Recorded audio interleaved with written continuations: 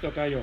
Qué alegría es, hermanos, podernos encontrar nuevamente eh, a través de estos medios de comunicación y poder continuar con estas clases y poder seguir adelante con este proyecto de aprender más de la palabra de Dios. Y bueno, hermanos, en esta ocasión la clase la tenemos a través de nuestro querido hermano y amigo, el padre Armando Nogués, que nos acompaña para podernos llevar y continuar con nosotros en este proceso, aún a la distancia. Yo en mi casa y bueno, aquí en la playa casi, ¿verdad? Y el padre Armando allá en Ciudad de México. Padre, bienvenido. Muchas gracias, Tocayo. Doy los buenos días a todas y a todos. Me da mucho gusto saludarles. Si realmente están siguiendo el curso, quiere decir que han superado de una manera muy saludable esta crisis sanitaria que estamos enfrentando en todo el mundo. Quise comenzar utilizando el cubreboca, que ahora me voy a quitar precisamente para poder trabajar mejor.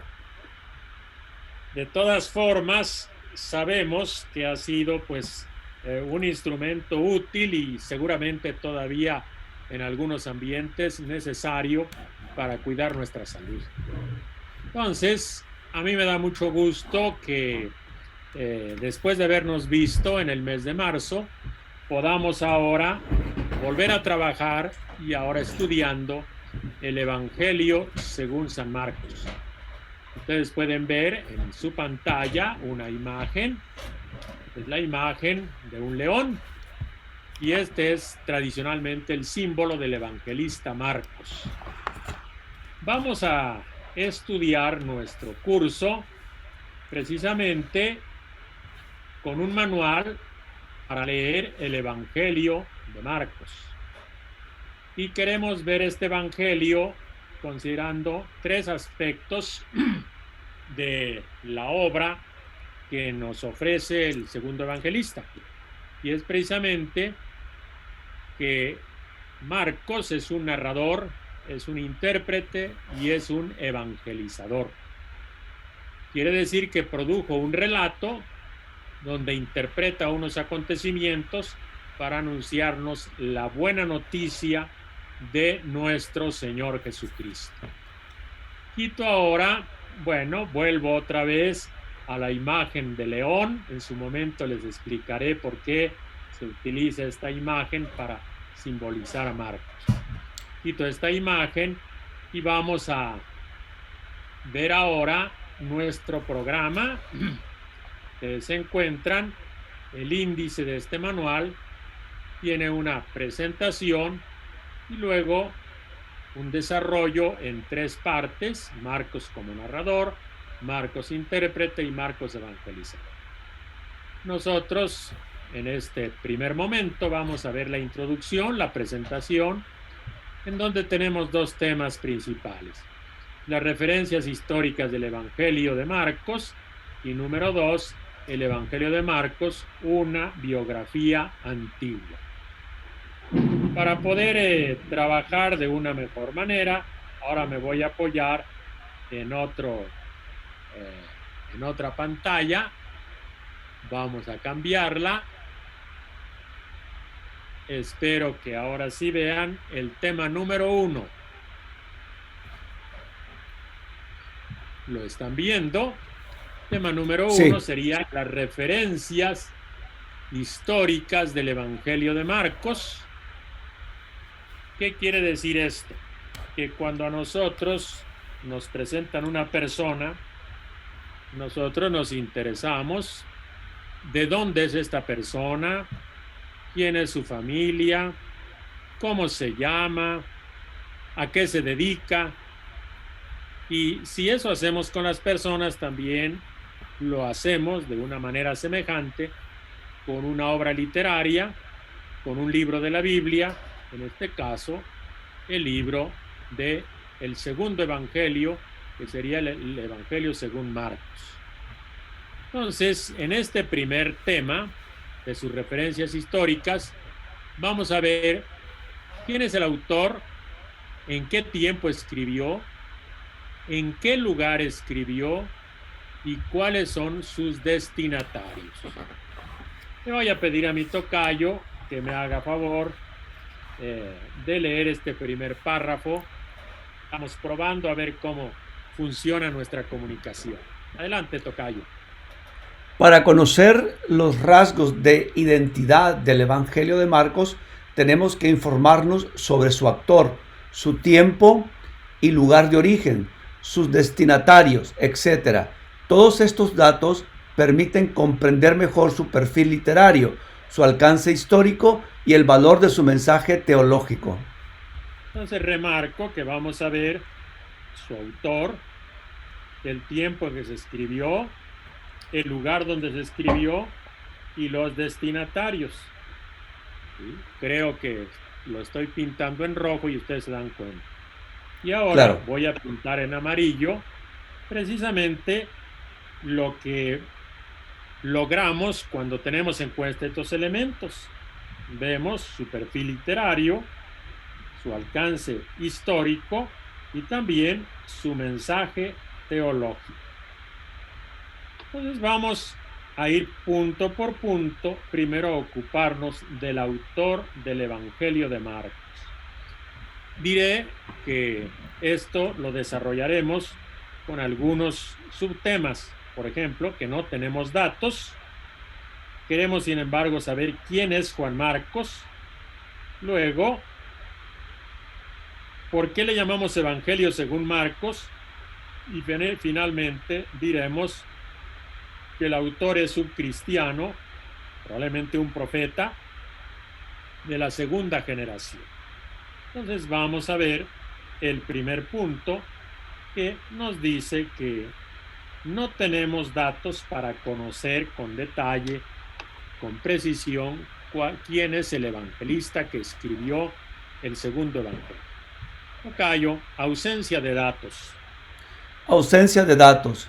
Ningún manuscrito antiguo del segundo evangelio informa sobre el nombre, la fecha ni la dirección de su autor. Tampoco hay documentos donde el autor hable de las circunstancias que influenciaron su escritura.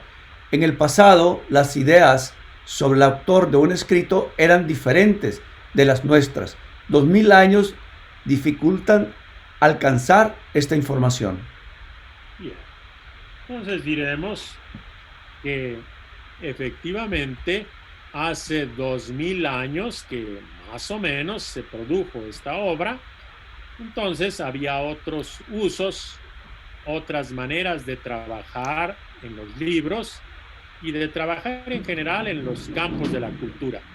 Por eso nosotros no tenemos ninguna información precisa, detallada, en donde el autor nos diga quién es, dónde escribe, para quiénes escribe.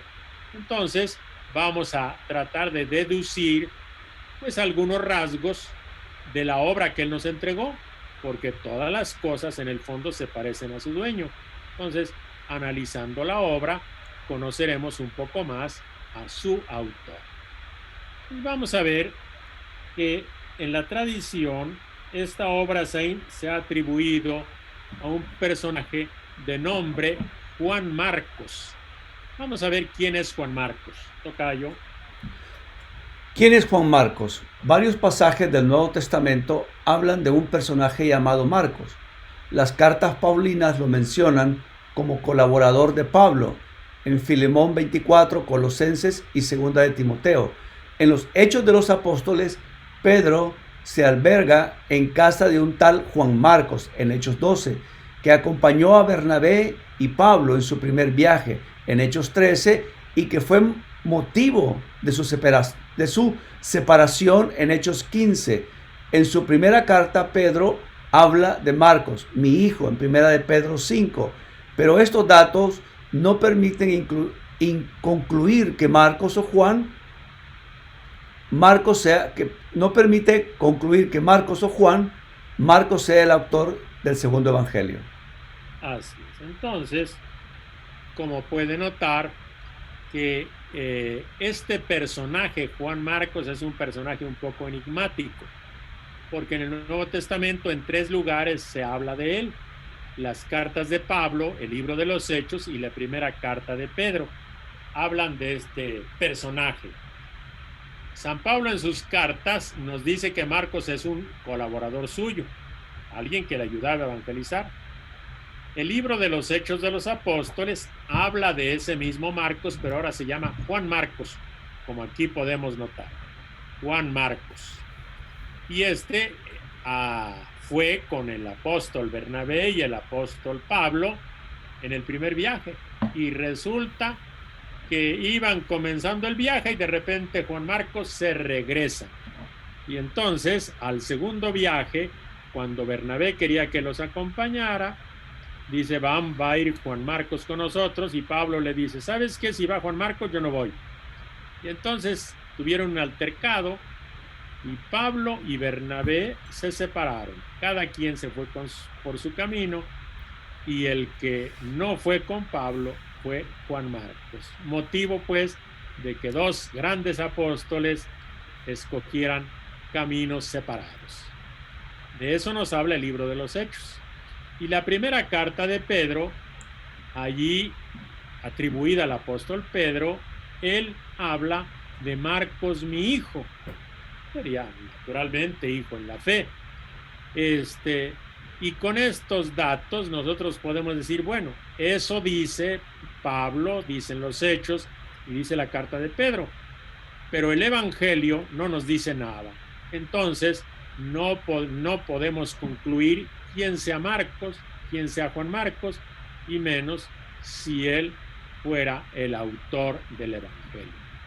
Bien, ahora espero que todos ustedes puedan tener junto su libro de la Biblia, y entonces voy a proyectar el texto de Hechos 12, versículo 25, para que ahí veamos cómo fue un compañero de evangelización de estos grandes apóstoles.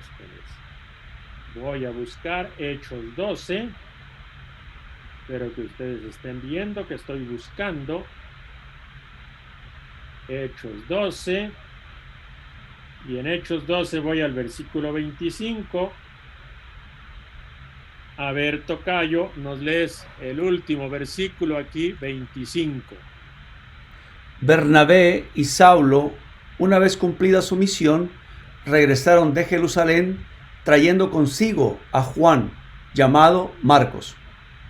Así es. Entonces, este Juan, llamado Marcos, en el libro de los Hechos, pues es este compañero de misión de Bernabé y de Saulo.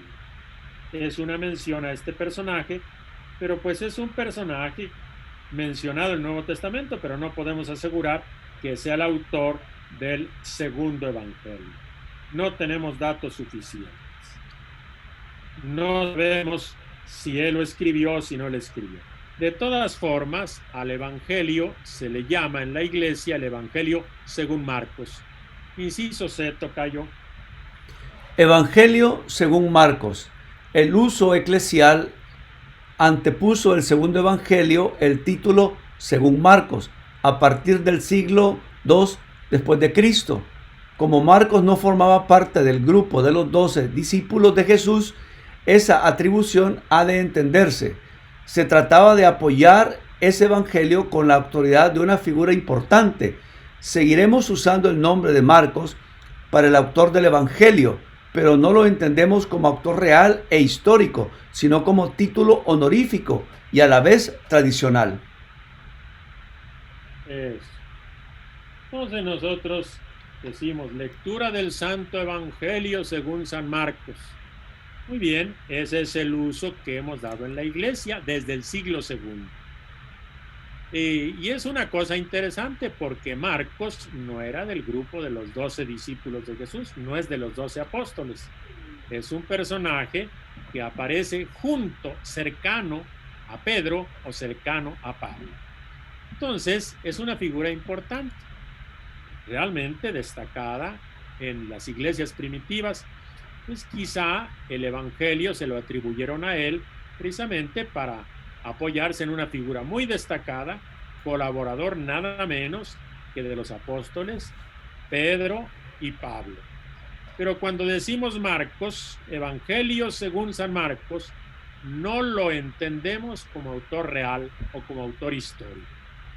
Es nada más un título de honor, un título honorífico, un título tradicional. Entonces, cuando decimos lectura del Santo Evangelio según San Marcos, qué bueno, título honorífico, pero no conocemos exactamente quién fue el autor histórico. Es muy probable, algunos piensan que quizá quien escribió, el autor realmente que escribió esta obra, pues a lo mejor fue evangelizado por San Marcos, por Juan Marcos, y entonces recogió en una obra escrita el mensaje, las enseñanzas, el testimonio de esta grande figura de los tiempos apostólicos. Entonces, Evangelio según San Marcos, título honorífico, título tradicional. Bien, vamos al siguiente punto, en donde nos preguntamos quién podía ser este personaje. Inciso de tocayo.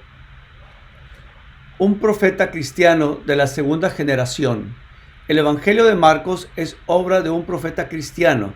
Escribe cuando ya había muerto la mayoría de los 12 apóstoles y se iba desvaneciendo el impulso carismático de los inicios de la iglesia.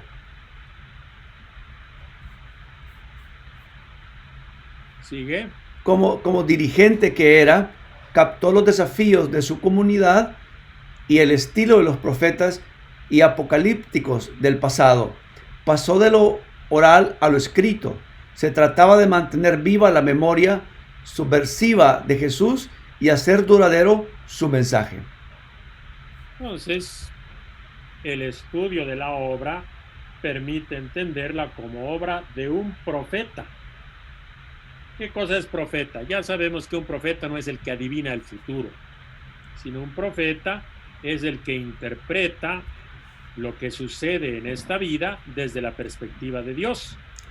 Entonces, esta figura que escribió el segundo evangelio era un cristiano que ayudaba a los demás cristianos de su comunidad, con la fe que tenía, a interpretar su experiencia de fe y a transmitirla. Entonces, un verdadero profeta.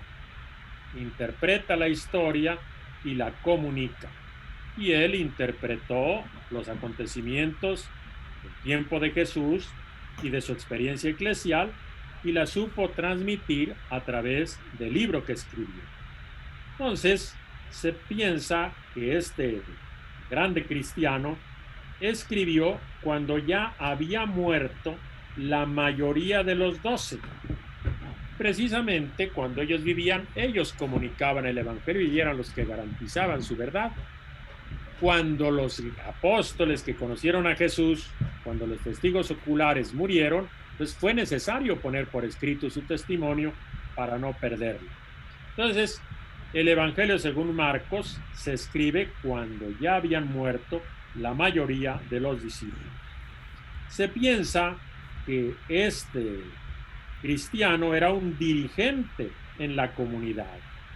Un dirigente, pues, como los profetas y apocalípticos de la época. Y entonces se le tocó pasar de lo oral a lo escrito. El evangelio se predicaba de viva voz. Él, ese evangelio predicado, lo puso en pergamino, lo puso en papiro, lo escribió. Y así quería que se mantuviera viva la memoria de Jesús. Mantener viva la memoria de Jesús era lo que importaba. Como ya no vivían los testigos presenciales, entonces hay que escribir, ellos dijeron. Vamos a ver un texto en Marcos 13:14, un texto donde se alude pues a esta figura. Marcos 13, perdón. Marcos capítulo 13, el versículo 14 haría referencia al momento en que estaba viviendo su comunidad. Versículo 14, tocayo. Aquí está. Cuando vean que el ídolo abominable y destructor está donde no debe, procuraré entenderlo el que lee. Entonces, los que estén en Judea, que huyan a las montañas. Eso. Esta es una referencia a un momento difícil, donde hay un ídolo abominable y destructor. Lo han colocado donde no debe estar. Y esta es una alusión a la conquista de Jerusalén. Y por eso, entre paréntesis, dice, procura entenderlo el que lee. O sea, los lectores de este evangelio debían entender que habían puesto un ídolo en un lugar donde no debía estar. Y por eso entonces esta obra fue escrita pues en un momento delicado, donde ya habían muerto los apóstoles y hubo que guardar memoria escrita de lo que ellos habían predicado. Vamos entonces a hacer un breve resumen en ese cuadrito de lo que pudo haber sido el autor del segundo evangelio. Existía otra idea de autor. Era un profeta cristiano. Pertenecía a la segunda generación. Marcos es solo un nombre honorífico y tradicional. No sabemos su nombre real. ¿Qué podríamos responder a quien nos pregunta quién escribió el Evangelio según Marcos? Tenemos que decir, es anónimo. No conocemos al autor. Ahora dicen, pero siempre lo hemos llamado Marcos, sí, es el nombre tradicional, porque en aquella época, cuando se le puso ese título, existía otra idea de autor. Suponemos, por el tipo de obra, que era un profeta. Suponemos que es de la segunda generación, porque cuando él escribe, los romanos ya habían puesto un ídolo donde no debía estar, que era en el templo de Jerusalén. Y entonces el nombre de Marcos es simplemente un nombre honorífico que nos entrega la tradición para que sea una persona realmente honorable el que sea considerado el autor. Pero acuérdense, no sabemos su nombre real. ¿Quién escribió el libro? No sabemos. Por lo tanto, podemos decir, es un autor, una obra de autor anónimo. Vamos a plantearnos segunda pregunta. ¿En qué tiempo y en qué lugar se escribió el Evangelio según Marcos? Entonces, la primera pregunta.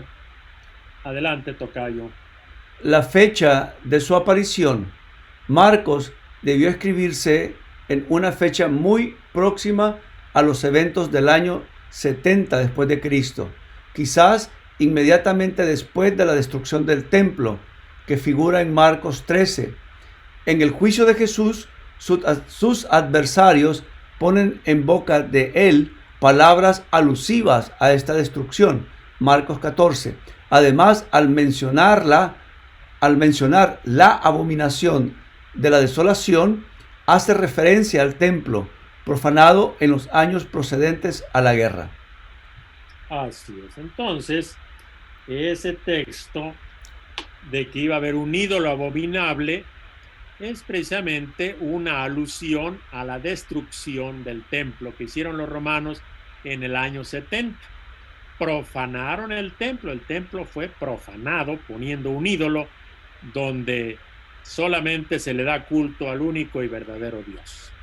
Entonces, precisamente porque en el Evangelio hay alusiones a esa destrucción del año 70, se dice la obra pudo haber sido escrita en una fecha próxima al año 70, el año de la destrucción del templo.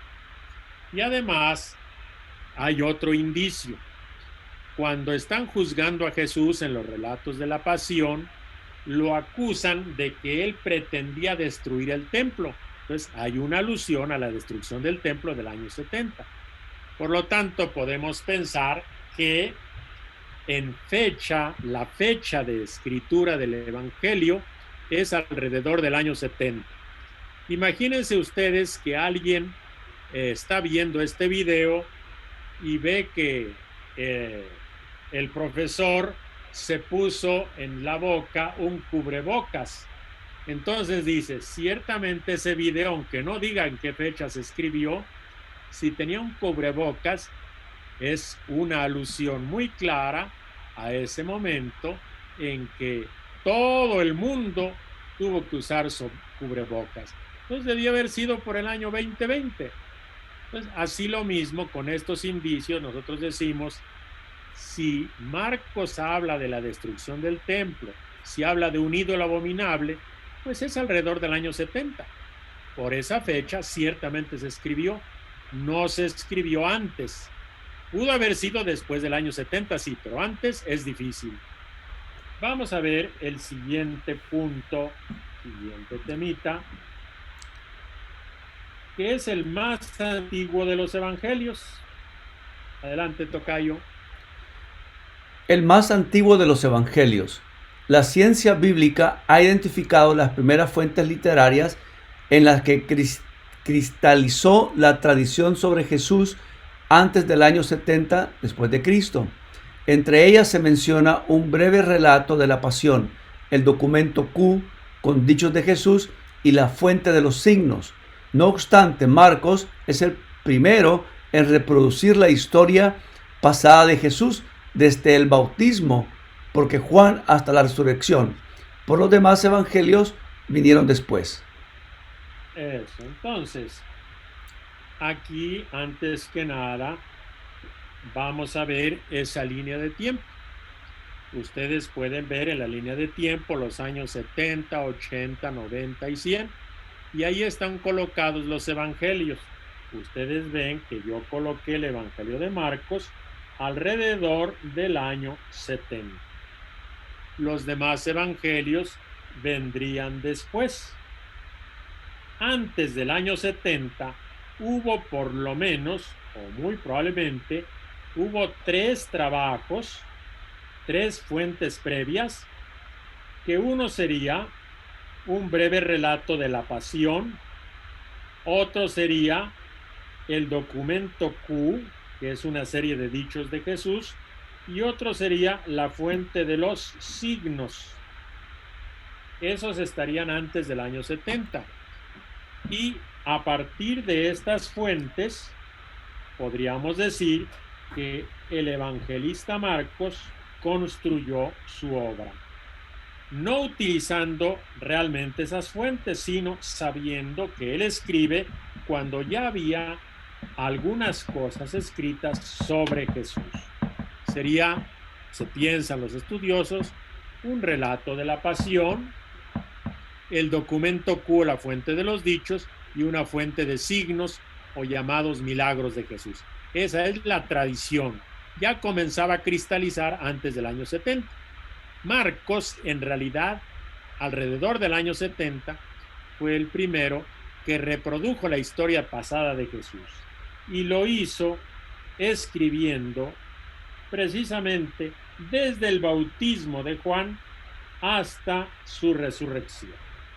Es el arco de la vida de Jesús.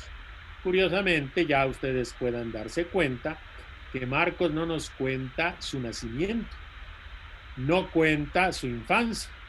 Marcos comienza la historia, la vida de Jesús, a partir de su bautismo y hasta su resurrección. Él fue el primero que construyó ese relato compuesto de esa manera sobre la vida de Jesús. Y después de Marcos ya vinieron los otros evangelios, Mateo y Lucas, y finalmente Juan, según la línea de tiempo que hemos puesto. Ahora, siguiente asunto es dónde escribió Marcos su obra. Y entonces, inciso C, tocayo. Una patria para el Evangelio de Marcos. Algunos datos discutibles de la tradición ubican a Marcos en Roma, pero falta una información directa al respecto. La investigación sugiere que Marcos se escribió en un contexto de cultura y administración romana, donde se hablaba griego. Esto apunta a una aldea o pequeña ciudad en el sur de Siria, Transjordania o en la Alta Galilea. Habría llegado muy pronto a Roma y así quedaría vinculado a esa ciudad y a Pedro. Así es. Entonces, la tradición, una tradición, digamos, que tiene mucho tiempo, la iglesia nos dice, Marcos es posible que se haya escrito en Roma. Muchos dicen, ¿dónde se escribió Marcos? En Roma. Otros dicen, no, vamos a ser más cuidadosos, y se piensa que Marcos escribió en un lugar donde había sin duda cultura romana, la cultura del imperio, pero en la zona oriental del imperio, porque más o menos se escribe en griego y no escribe en latín. Si Marcos hubiese estado en Roma, habría escrito en latín y no, escribe en griego. Entonces, era dentro del imperio romano, pero la parte oriental del imperio donde se hablaba griego. Ahora, ¿qué lugares son candidatos o califican para ser la patria de Marcos? Pues unos dicen el sur de Siria, Transjordania o la Alta Galilea. Pero desde allí, sin duda, pronto se llevó el evangelio a Roma y allá lo leyeron, lo copiaron y lo transmitieron para relacionarlo con el apóstol Pedro, que es probable que haya ido a Roma. Ahora, como esto es hablarles un poco en chino sobre los mapas, donde queda el sur de Siria, Transjordania, entonces les voy a presentar un mapa. Aquí tenemos el mapa. Ustedes ven en este mapa, aquí está el mar de Galilea y aquí está el mar Muerto. Entonces ahora vamos a poner el norte, Galilea, ya lo ven. Vamos a ver ahora Samaria. Vamos hacia el sur, Judea. Entonces, vamos ahora hacia el norte, y en el norte está Siria. Entonces, la patria probable de Marcos pudo haber sido esta zona, el sur de Siria, al norte del lago de Galilea, por esta zona, toda esta zona, que le llaman también la Alta Galilea, esta zona. Alta Galilea, aquí están estos montes, pudo haber sido en un lugar de aquí. Sur de Siria, Alta Galilea o Transjordania. Aquí está el río Jordán. Ustedes ven, aquí está el río Jordán. Y ahí dice Beyond the Jordan, al otro lado del Jordán. De este lado, de acá, porque Jerusalén está a la izquierda de ustedes, que es en el oeste. Entonces, al otro lado del Jordán es un lugar donde probablemente se ha de haber escrito también Marcos. Entonces, volvemos a nuestro mapa, es en esta zona, más o menos, donde pudo haberse escrito. Y de aquí, quizá se llevó a Roma. Voy a poner otro mapa para fijar estos lugares. Pues aquí está el mar de Galilea, ¿la ven? Aquí está la zona de Galilea. Esta es Upper Galilee, la Alta Galilea. Vamos acá, y este sería ya el sur de Siria. Sur de Siria, aquí está el Monte Hermón. El Monte Hermón, altura hermosa, ¿sí? Está en Siria actualmente. Y luego, ya el otro lado del Jordán. Aquí ven ustedes el mar de Galilea, aquí escurre el río Jordán, corre, y de este lado pudo haberse escrito el Evangelio según Marcos. Entonces, esa es la probable patria del Evangelio según Marcos. 3 lugares: sur de Siria, la Transjordania o la Alta Galilea. Y que sea de ahí se llevó a Roma.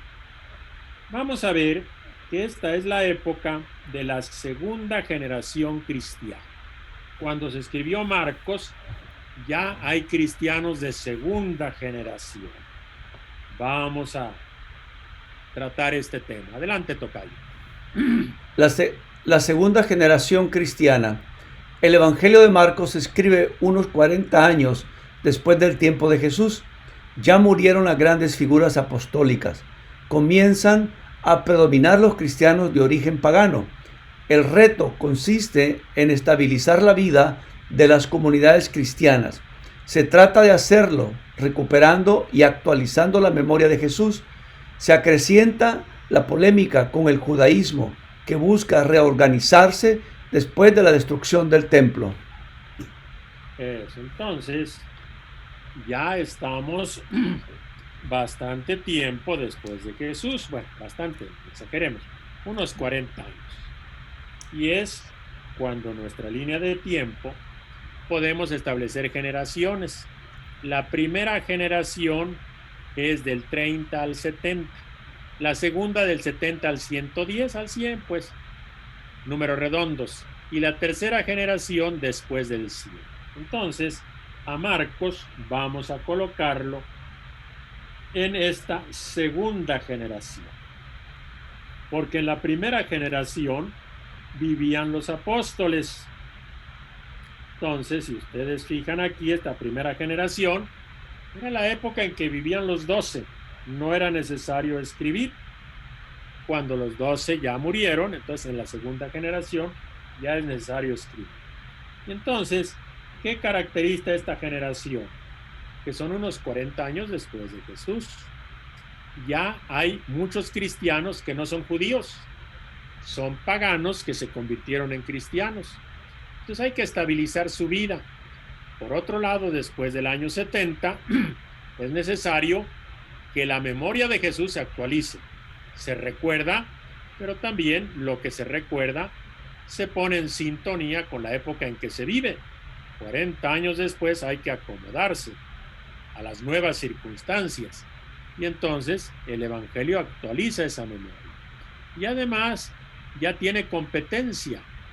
Si antes los judíos eran hermanos queridos, ahora los judíos que ya ven su templo destruido y que los echaron de su tierra, tratan de reorganizarse, y a los cristianos los ven como hermanos traidores, y entonces los tratan prácticamente como herejes, y por eso es un problema de tratar de entenderse y de mantener la identidad y de no dejarse avasallar por el grupo dominante que eran los judíos.